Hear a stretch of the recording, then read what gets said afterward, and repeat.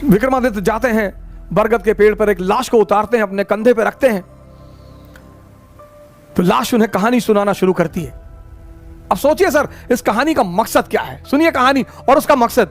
लाश उन्हें कहानी सुनाना शुरू करती है कि एक आचार्य थे, उनकी बड़ी खूबसूरत सी बेटी थी। आचार्य के 3 शिष्य थे और तीनों उस लड़की को बहुत प्यार करते थे और तीनों बड़े योग्य थे। आचार्य जी को भी लगता था कि यार योग्य तो तीनों है,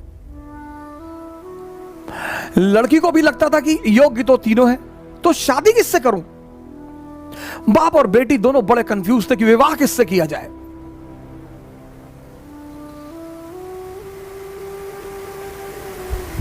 और जब लड़की यह सुनिश्चित नहीं कर पाई कि विवाह किससे किया जाए,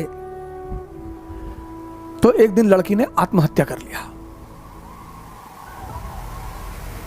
अब जब लड़की ने आत्महत्या कर लिया, तीनों बड़े निराश हुए, गए उसका दाह संस्कार किया। तो एक शिष्य तो तुरंत सन्यासी बन गया, वहीं धूनी लगा ली उसने उसकी कब्र के पास कि बस अब जीवन में कुछ करना ही नहीं, जिसको मैं प्रेम करता था वो बचा ही नहीं, तो अब जीवन में कोई सार नहीं, अब सिर्फ तपस्या करनी है और तपस्या करके ही जीवन को त्याग देना है। दूसरा फकीर बन गया,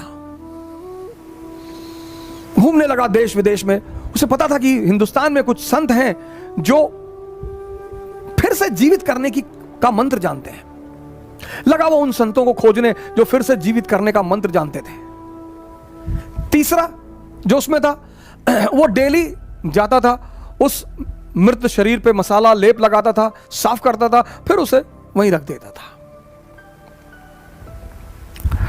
अब ये सिलसिला कुछ वर्षों तक चला, 2-4 वर्षों तक चला। तो वो जो घूम रहा था चारों तरफ, फकीर बन गया था, मंत्र की तलाश कर रहा था, पुनर्जीवन देने के मंत्र का जो तलाश कर रहा था, उसे एक दिन कुछ महात्मा लोग मिल गए, वो उस मंत्र को जानते थे।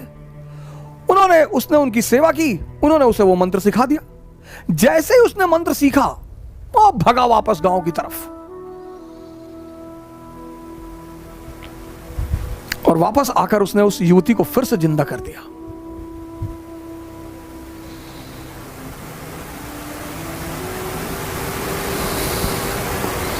जब उसने फिर से जिंदा कर दिया, तीनों दावेदार फिर खड़े हो गए और अब तो युवती और सुंदर हो गई। तब उस वेताल ने विक्रम से पूछा कि विक्रम बता कि अब लड़की को किससे विवाह करना चाहिए? अगर तेरे मन में उत्तर आ रहा है और तू जवाब नहीं देगा तो तेरे सर के टुकड़े टुकड़े हो जाएंगे, और अगर तूने जवाब दिया तो मैं तुझे छोड़कर चला जाऊंगा।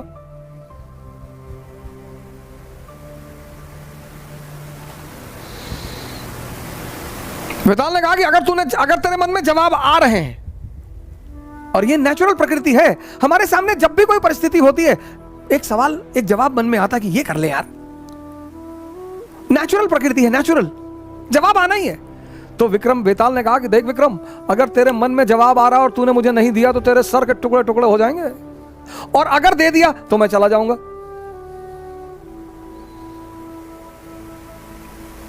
योग्य आदमी, भाई योग्य हो अयोग्य हो, मन में परिस्थिति में अगर परिस्थिति बन रही है तो जवाब आएगा। तो विक्रमादित्य ने जवाब देना शुरू किया।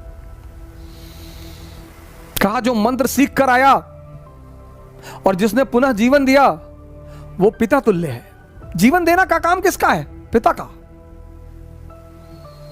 क्या दर्शन है सर, जीवन देने का काम किसका है? पिता का। तो जिसने मंत्र सीख कर जीवन दिया वो पिता तुल्य है, उससे विवाह नहीं होगा।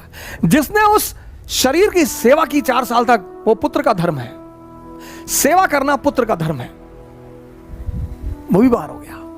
जिसने अपनी ही जिंदगी दांव पे लगा दी, यही प्रेम की कसौटी है, विवाह उससे होना चाहिए।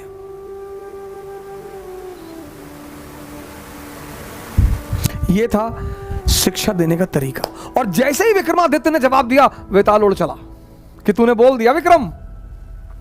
यानी अब सुनिए, इस कहानी का दूसरा उद्देश्य क्या है? मौन, परम की जो प्राप्ति होगी वो मौन में होगी, साइलेंस में होगी। इसीलिए हिंदुस्तान में एक वर्ड है मुनि। मुनि मतलब जो मौन हो गया हो। परम की जो प्राप्ति होगी, परम की 25 बार विक्रम जाता है, 25 बार वेताल उससे सवाल करता है, 25 बार वो जवाब देता है और वेताल हमेशा निकल जाता है। और जब अंतिम बार विक्रम चुप हो जाता है,